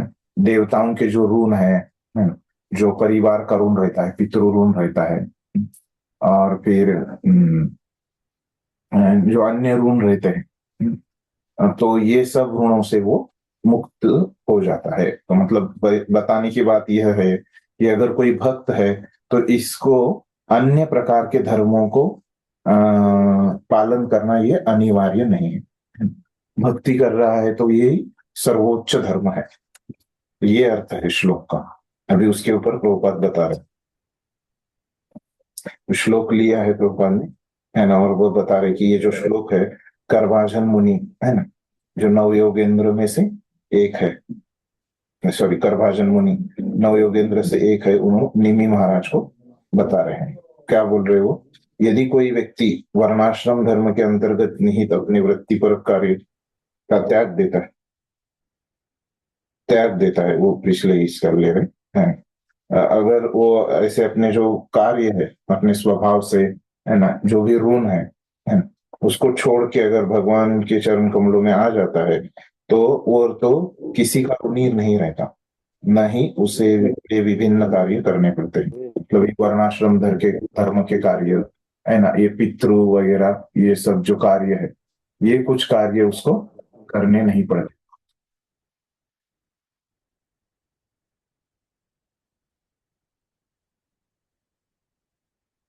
ठीक है, हाँ, कार्य करने न ही उसे वे विभिन्न कार्य करने पड़ते हैं जिन्हें हम ऋषियों, पूर्वजों, जीवों, परिजनों तथा समाज के सदस्यों के लिए करते हैं।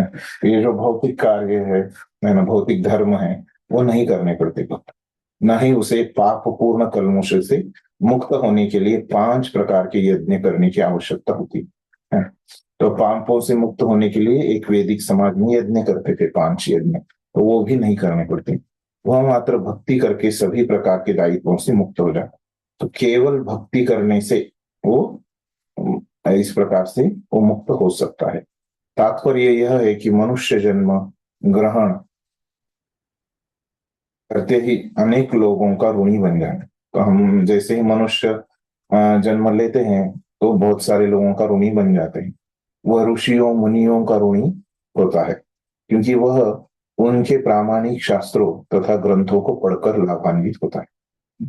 तो अभी हम रूप गोस्वामी के भी ऋणी हैं, श्रील प्रभुपाद के भी हम ऋणी हैं, हमारा ऋण है क्योंकि हम उनका ग्रंथ पढ़ के हम समझ ले रहे हैं कि भक्ति क्या है, क्योंकि अभी हम सबको भक्ति करनी है, इसीलिए अभी वो हमको सिखा रहे सब तो दोनों मिलके, तो हम उनके ऋणी हैं। तो ऐसे उनके जो प्रामाणिक ग्रंथ है उनको पढ़कर जो हमको लाभ हो रहा है, इसलिए हम उनके ऋणी हैं। उदाहरणार्थ हम लोग व्यासदेव द्वारा लिखित पुस्तकों से लाभान्वित होते हैं। व्यासदेव ने क्या लिखा है, तो महाभारत, रामायण, वेद, पुराण, ये जो उन्होंने लिखे हैं उनसे हम लाभान्वित हो रहे हैं। वे हम सबों के लिए सारे वेद छोड़ गए हैं। व्यासदेव के लिखने के पूर्व वैदिक साहित्य केवल सुना जाता था, तो उनसे पहले, अभी किसी को प्रश्न आएगा, उनसे पहले नहीं था क्या? था, क्योंकि हम तो बोलते हैं ना कि वैदिक साहित्य तो शाश्वत है, तो वेद और भगवान का ही रूप है, तो वो तो था पहले से, लेकिन कैसे था? शब्दों के रूप में, मंत्रों के रूप में, लोग उसको याद करते थे। ऐसे जो लिख कर रखा, तो पहली बार व्यासदेव ने लिखा उसे। बाद में व्यासदेव ने वेदों को लिपिबद्ध करना श्रेयस्कर समझा। क्यों समझा उन्होंने श्रेयस्कर? क्योंकि इस युग के लोगों की स्मृति अल्प है, वो भूल जाएंगे और वे गुरु द्वारा दिए गए सभी उपदेशों को स्मरण नहीं रख सकते। तो ये पहले से ही उनको पता था, इसलिए वे समस्त वैदिक ज्ञानों को पुराणों, वेदांत, महाभारत, श्रीमद् भागवत जैसे ग्रंथों के रूप में छोड़। उनके अतिरिक्त और भी आचार्य है, शंकराचार्य, गौतम मुनि, नारद मुनि आदि ऋषियों की भी हम ऋणी हैं, क्योंकि हम उनके ज्ञान से लाभ उठाते हैं। तो उनकी वजह से भी हमको मदद होता है, क्योंकि उन्होंने ये ज्ञान को जिया है और उसको जारी रखा है, ये परंपरा को। इसी प्रकार हम अपने पूर्वजों के भी ऋणी। ये तो ऋषियों का ऋण हो गया, अभी पितृ ऋण, पूर्वजों का ऋण के बारे में बता रहे। पूर्वजों के भी हम ऋणी होते हैं, क्योंकि हम किसी एक कुल में जन्म लेकर सारे लाभ उठाते हैं और संपत्ति के अधिकारी बन जाते हैं। इसलिए हम अपने पूर्वजों के ऋणी हैं और उनकी मृत्यु के बाद हमें उन्हें पिंडदान करने होते हैं। तो अगर ये पिंडदान करना अनिवार्य है ना सभी लोगों को, वो ऋण होते हैं, पितृ ऋण उससे निकल जाता है। इसी प्रकार हम सामान्य जनों, अपने परिजनों, मित्रों तथा गाय, कुत्ते जैसे पशुओं तक के ऋणी रहते हैं। तो ये सब जो है हमको अपना जीवन यापन करने में मदद करते हैं, है ना, जीवन की जरूरतों की पूर्ति करने में मदद करते हैं। तो इसलिए हम सब उनके ऋणी हैं कि वे हमारी इतनी सेवा करते हैं। इस तरह हम देवता, पितरों, मुनियों, पशुओं तथा समाज के प्रति ऋणी रहते हैं। हमारा कर्तव्य है कि हम समुचित सेवा द्वारा उनको प्रतिदान करें। तो हमारा कर्तव्य है कि हम भी उनको ऋण के चुकाने का हम प्रयास करें। किंतु यदि कोई सारे कृत कार्यों को त्याग कर, मतलब जो भी करने जाने योग्य कार्य है कृत कार्य, तो ये सब जो ऋण है वो चुकाना क्या है, अनिवार्य है। लेकिन इसको अगर त्याग कर भगवान की शरण में जाता है, मतलब भगवान के उपदेशों का पालन करता है, तो भक्ति के एक ही प्रहार से वह न तो ऋणी रहता है, न किसी अन्य लाभ के स्रोत का कृतज्ञ है। ये अगर वो नहीं कर रहा है लेकिन वो भक्ति कर रहा है, शुद्ध भक्ति कर रहा है, तो क्या है, वो इनका ऋणी नहीं है, कृतज्ञ नहीं है। तो आगे 71 से 75 में कोई है पढ़ने का? हरे कृष्ण प्रभु जी। 75। जी जी पढ़िए। भगवत गीता में भी भगवान कहते हैं, तुम सारे कार्यों को त्याग कर मेरी शरण में आ जाओ। मैं तुम्हें आश्वस्त करता हूँ कि मैं सारे पाप कर्मों के फलों से तुम्हें सुरक्षा प्रदान करूंगा। कोई यह सोच सकता है कि भगवान के शरणागत होने से वह अपने अन्य कार्यों को कार्य नहीं कर सकेगा, लेकिन भगवान बार बार यही कहते हैं, तुम संकोच मत करो, तुम जय मत सोचो कि तुम अपने अन्य सारे कार्यों को छोड़ रहे हो, इसलिए तुम्हारे जीवन में कोई दोष आ जाएगा। ऐसा मत सोचो, मैं सभी प्रकार से तुम्हारी रक्षा करूंगा। जय है भगवद गीता में भगवान कृष्ण का आश्वासन। अगस्त्य संहिता में एक अन्य साज्ञा मिलता है। हरे कृष्ण। धन्यवाद धन्यवाद। तो हरे देखिए अभी ये 69वें श्लोक में तो गीता का श्लोक उन्होंने लिया है। आप लोगों को समझ में आया होगा कौन सा प्रसिद्ध श्लोक है, सर्वधर्मा परित्यज्य वाला। तो इसका अर्थ तो आपको पता है, फिर भी प्रभुपाद ने यहाँ पे दिया है कि तुम सारे कार्यों का त्याग कर मेरी शरण में आओ। मैं तुम्हें आश्वस्त करता हूं कि मैं सारे पाप कर्मों के फलों से तुम्हें सुरक्षा प्रदान करूंगा। तो भगवान बोल रहे कि तुम अगर मेरी शरण में आते हो, मतलब मेरे वचनों को पालन करते हो, तो मैं तुम्हारे सभी पाप कर्मों का ध्यान रखूंगा। तो यही है कि अगर कोई भगवान की भक्ति कर रहा है, हाँ ना, तो अन्य वर्णाश्रम जो धर्म है वो नहीं करेगा तो भी चलेगा। कोई यह सोच सकता है कि भगवान के शरणागत होने से वह अपने अन्य कार्य नहीं कर सकेगा, तो कोई बोलेगा अरे क्योंकि एक समय में हम क्या कर सकते हैं, एक ही कार्य कर सकते हैं, तो एक भक्ति का कार्य कर सकते हैं या अन्य कोई कार्य कर सकते हैं। तो अगर सोचेगा अगर मैं भक्ति का कार्य कर रहा हूं तो बाकी कार्य मैं नहीं कर पाऊंगा, बराबर है। लेकिन भगवान बोल रहे कि वही तुम संकोच मत करो, तुम यह मत सोचो कि तुम अपने अन्य सारे कार्यों को छोड़ रहे हो, इसलिए तुम्हारे जीवन में कोई दोष आए जाएगा। भगवान बोल रहे कि तुम डरो मत, तो डरने की, संकोच करने की कोई आवश्यकता नहीं।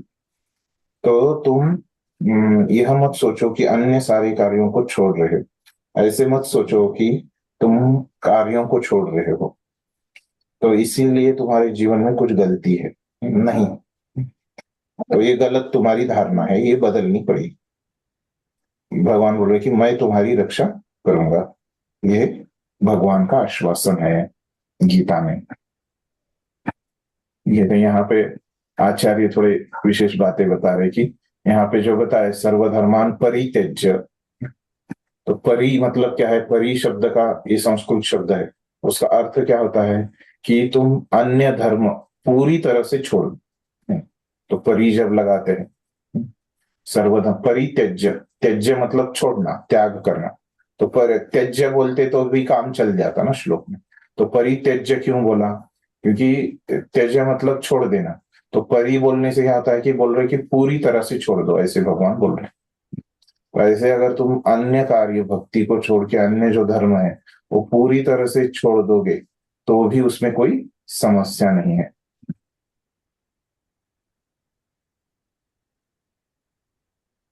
ठीक है, ये एक विशेष बात है। तो सभी भक्तों का हो गया, एक बार पढ़ना। 75 ही है ना अपने पास? हाँ जी। तो 1 से 5 में कोई है?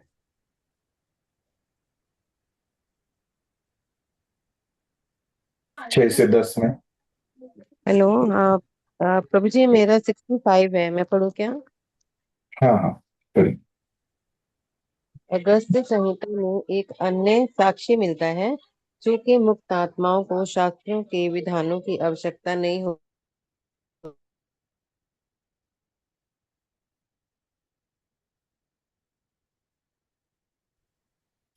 हुए हैं, क्या उन्हें भी वेदांगों में इंगित अनुष्ठान को करने की आपका आवाज बीच बीच में निकल जा रहा है, मतलब दूसरी माइक को पास में रख के बोले। हाँ, नहीं आ रहा था। जी, बीच बीच में निकल जा रहा है। दूसरे हाँ, शब्दों में भगवान राम दूसरे शब्दों में भगवान रामचंद्र या कृष्ण के भक्त पहले से मुक्त पुरुष होते हैं और उन्हें वैदिक साहित्य के अनुष्ठान विभाग से उल्लेखित विधि विधानों का पालन करने की आवश्यकता नहीं रह जाती। हाँ, आगे धन्यवाद। बढ़ो गुरु जी। नहीं नहीं, इतना ही 70वें श्लोक पे नहीं करना है। तो ये 70वां श्लोक जो है उसमें क्या बोल रहे कि तो ये जो स्मृति शास्त्र है ना, उसके जो नियम हो रहते हैं, है ना, ये मुक्त जीवों को लागू नहीं रहते। तो उसी प्रकार के तो ये जो अन्य शास्त्रों में जो वैदिक नियम बताए हैं, वो राम का जो भक्त रहता है, मतलब बताने के लिए बस वो राम का, मतलब ये जो विष्णु के भक्त है, कृष्ण के जो भक्त है, उनको ये अन्य शास्त्रों के नियम लागू नहीं होते। ऐसे ही अगस्त संहिता नाम के शास्त्र में एक श्लोक। तो अभी वहां से प्रभुपाद बोल रहे कि अगस्त संहिता में एक अन्य साक्ष्य मिलता है, क्योंकि मुक्तात्माओं को, है ना, जो मुक्त जीव है, उनको शास्त्रों के विधि विधानों की आवश्यकता नहीं होती है, क्योंकि वो मुक्त है। और तो भगवान रामचंद्र की सेवा में लगे हुए, मतलब उनकी भक्ति कर रहे हैं, है ना, तो उन्हें भी वेदांगों में इंगित अनुष्ठान को करने की आवश्यकता नहीं। उनको भी ये जो वैदिक संस्कृति है ना, वैदिक धर्म है, उनके नियम उनको लगते नहीं।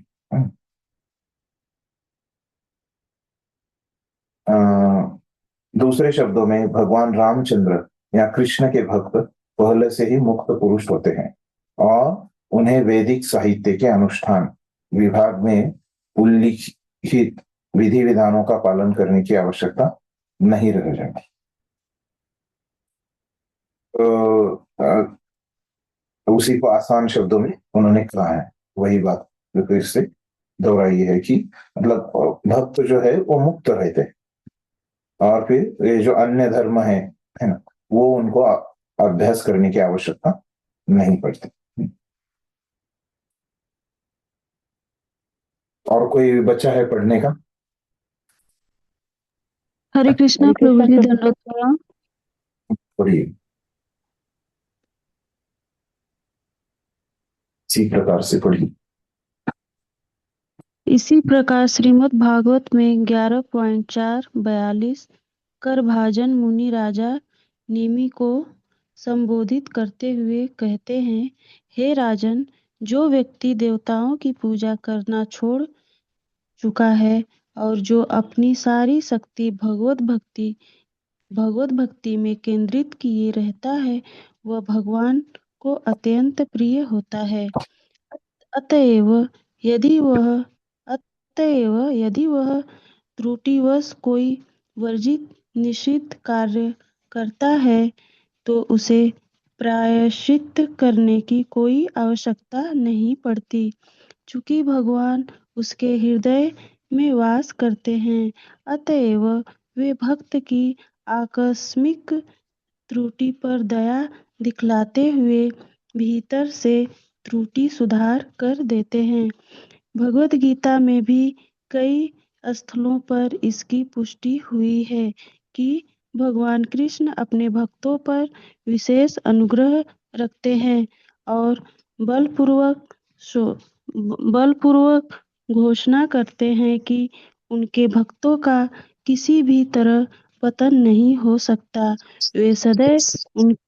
वे सदैव उनकी रक्षा करते हैं। धन्यवाद। तो देखिए, अभी यहाँ पे और एक श्लोक ले रहे हैं, वो 11वें स्कंद में, है ना। तो क्या है वो श्लोक?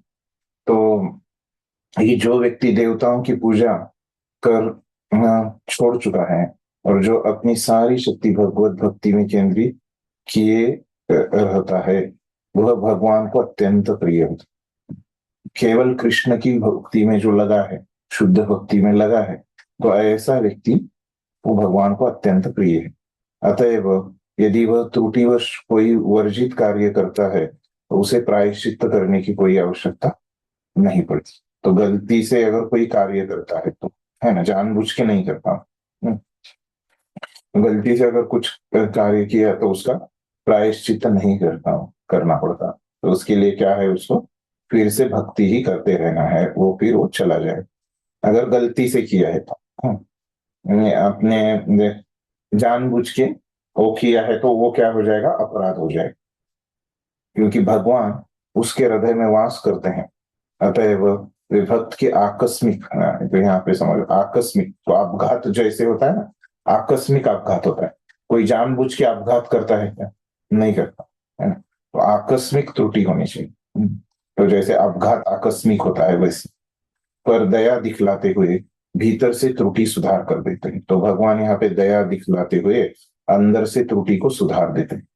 भगवत गीता में भी कई स्थलों पर इसकी पुष्टि हुई है कि भगवान कृष्ण अपने भक्तों पर विशेष अनुग्रह रखते हैं और बलपूर्वक घोषणा करते हैं कि उनके भक्तों का किसी भी तरह पतन नहीं हो सकता। तो भगवान बोलते हैं कि भक्तों का पतन नहीं हो सकता। अगर हो गया आकस्मिक आपघातिक पतन, गलती से हो गया, वे सदैव भगवान उनकी रक्षा करते हैं। इस प्रकार से ये 70 श्लोक हो गए, नहीं सॉरी 71 श्लोक हो गए।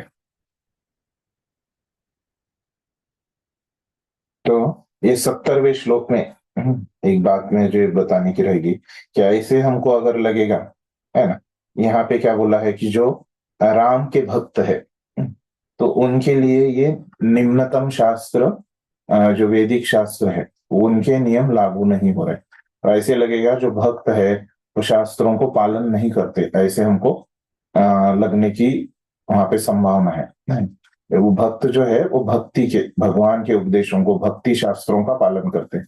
जो अन्य शास्त्र है, सत्वगुणी शास्त्र, उसके नियम उनके ऊपर लागू नहीं होते। तो इस प्रकार से मतलब यहाँ पे हमको ये 5वें अध्याय में ये समझ में आ रहा है कि जो अन्य कार्य है ना, जो वर्णाश्रम धर्म, अन्य जो धर्म है हमारे, है ना, वो बहुत अच्छे हैं, लेकिन वो भक्त को करना अनिवार्य नहीं है। अगर हम भक्ति में लगे हैं तो वो हमको करने की आवश्यकता नहीं है, शुद्ध भक्ति में लगे, है ना। तो मिश्र भक्ति में है तो वो थोड़ा करना पड़ेगा, भक्ति में नहीं है तो वो अनिवार्य है, बाकी सभी का भक्त के लिए अनिवार्य नहीं है। इस प्रकार से अपना 5वां अध्याय यहाँ पे पूरा हो जाता है। तो अभी आगे चलते हैं। तो 6ठा अध्याय, तो अभी तक हमने क्या देखा? तो यहाँ पे जैसे शुरू में भी अभी मैंने आवृत्ति की है क्लास से पहले, तो आज हमने क्या देखा वो ही बताता हूँ। तो आज हमने जो 6ठी योग्यता को पूरा किया, उसमें से जो बचा था कि वो क्या है कि कृष्ण के भक्त, है ना, जो अन्य रूपों के भक्तों से कृष्ण के भक्त ही ज्यादा योग्य होते हैं। किसके लिए? ये वैधि साधन शुद्ध भक्ति के लिए, बराबर। तो ये 6ठी योग्यता थी। और 7वीं योग्यता क्या थी? आप में से कोई प्रयास कीजिए बताने का, जो 5वें अध्याय में हमने देखी। आपके शब्दों में बताएं, देख के भी बता सकते हैं।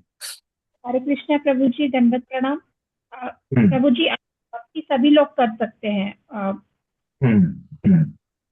और पूरा बताइए। ये तो एक उसमें एक श्लोक का ही बताया आपने, वो पूरा 5वें अध्याय 7वीं योग्यता थी, वो वहां से तो शुरुआत की उन्होंने। ये सभी लोग भक्ति कर सकते हैं, जिनको श्रद्धा है, गुरु के मार्गदर्शन में कर सकते। आगे क्या बताया?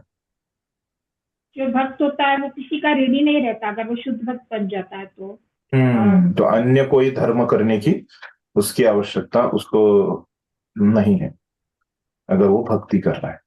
इस प्रकार से ये 7वीं योग्यता उसमें है कि उसने केवल वो शुद्ध भक्ति में है, तो अन्य उसको कुछ करने की जरूरत नहीं है, और सभी मनुष्य ये शुद्ध भक्ति कर सकते हैं। तो ये ऐसे ये 5वां अध्याय में है। तो अभी 6ठा अध्याय है। तो अभी हमने देखा कि ये भक्ति कैसे करने का, भक्ति के हमने लक्षण देखे, है ना, भक्ति क्या है ये उसकी व्याख्या से समझ लिया। लेकिन अभी तो हमको भक्ति करना है, तो कैसे करना है, तो ये अभी यहाँ से छठे अध्याय से लेके, है ना, ये चलेगा विषय, है ना, भक्ति कैसे करना है। ये एक ही विषय के लिए छठे अध्याय से लेके तो देखिए ये चलेगा।